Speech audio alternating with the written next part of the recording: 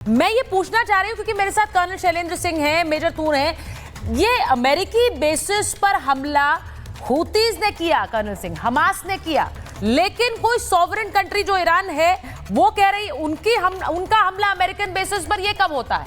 और अगर हो रहा है और अमेरिका चुप है और वो सीजफायर ही चाह रहे हैं, ये हो क्या रहा है समझ भी नहीं आ रहा लोगों को लग रहा है ये अभी भी कोई ट्रंप का कोई ब्लफ तो नहीं है। कर्नल सिंह, जय हिंद, नमस्कार। यूएस कभी भी किसी वॉर के अंदर पार्टिसिपेट नहीं करना चाहता।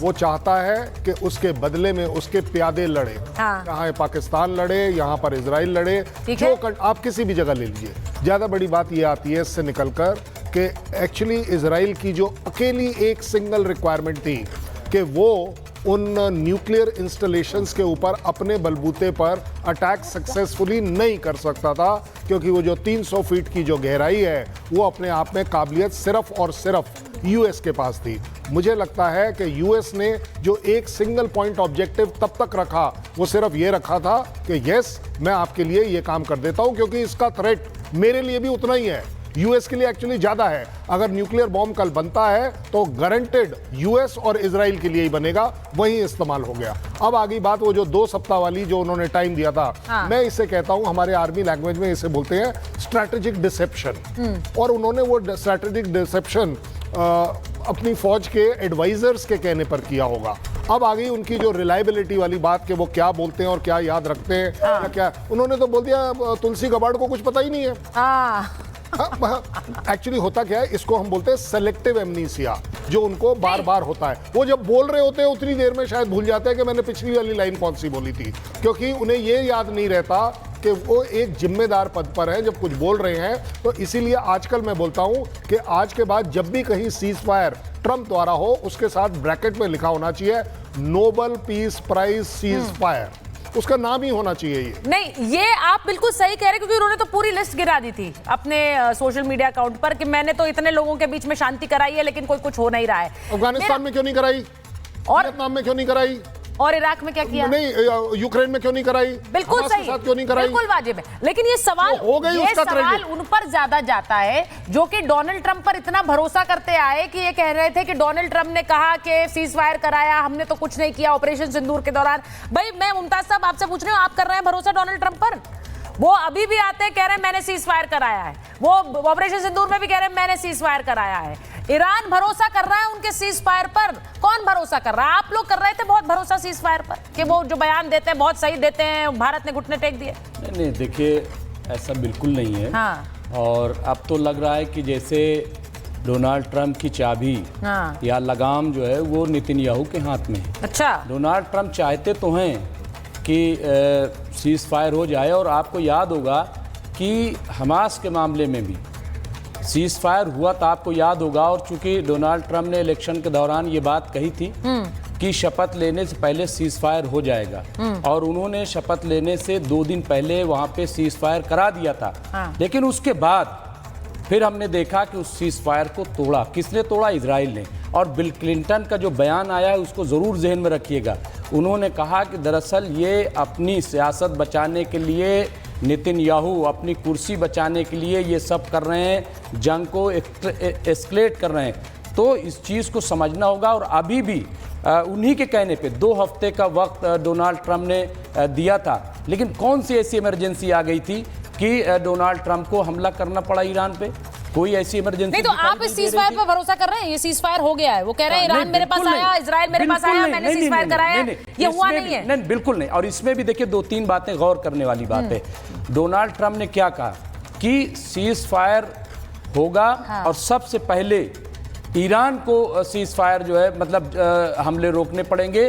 उसके 6 घंटे बाद, उसके 6 घंटे बाद हमने जो पढ़ा है 6 घंटे बाद जो है वो इजराइल करेगा। यानी ईरान ने क्या कहा? ईरान ने कहा कि हमला तो शुरू किया था इजराइल ने, तो हम क्यों पहले रोकेंगे? अब ऐसे में आप बताइए, सीज फायर के ऐलान के बाद, सीज फायर के ऐलान के प्रोफेसर आगे को भी जश्न जरूर होने जा रहा है तेहरान में। तेहरान में जश्न होने जा रहा है। अभी जब आप नहीं हो भी रहा था, तस्वीरें आ रही थी, वही मैं कह रहा हूँ कि वहां जश्न शुरू हो गया। तो इसका मतलब देखिए, तो किस बात का जश्न है?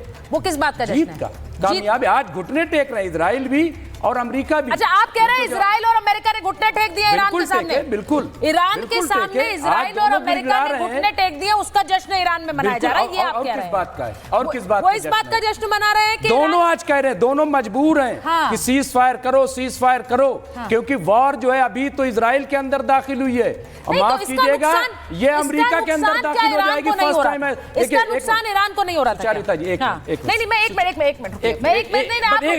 मैं प्रोफेसर रागी से एक बार पूछूंगी, को भी लीजिए। नहीं मुकल्ला, आप तब से मुकम्मल ही कर रहे हैं, मैं आ रही हूँ ना सर, और भी तो मेहमान है, फिर वो कहेंगे कि मुमताज जी के लिए किया है क्या शो। मैं प्रोफेसर रागी जरा आपसे पूछ रही हूँ, ईरान जीत गया है ये जंग, अमेरिका और इजराइल पिछड़ गए हैं, ये मुमताज जी का कहना है। देखिए, सवाल मैंने शुरुआत में यही उठाया था कि 12 दिन की जंग में कौन जीता है। अब वो बड़े क्लियर है, वो कह रहे हैं ईरान जीता है, वहां सेलिब्रेशन हो रहे हैं क्योंकि इन्हें घुटने टेकने पड़े और सीज फायर मांगनी पड़ी है। कुछ याद आ रहा है पिछले कुछ दिनों में देश की सियासत में भी ऐसी बातें हुई जी। सुचरिता ये वैसा ही जश्न है जैसा पाकिस्तान ने जश्न मनाना कुछ लोगों ने शुरू किया था। अच्छा, ये और बात है कि पाकिस्तान की जनता जो है आज अपने प्रधानमंत्री और अपने सेनाध्यक्ष दोनों को गालियां दे रहा है।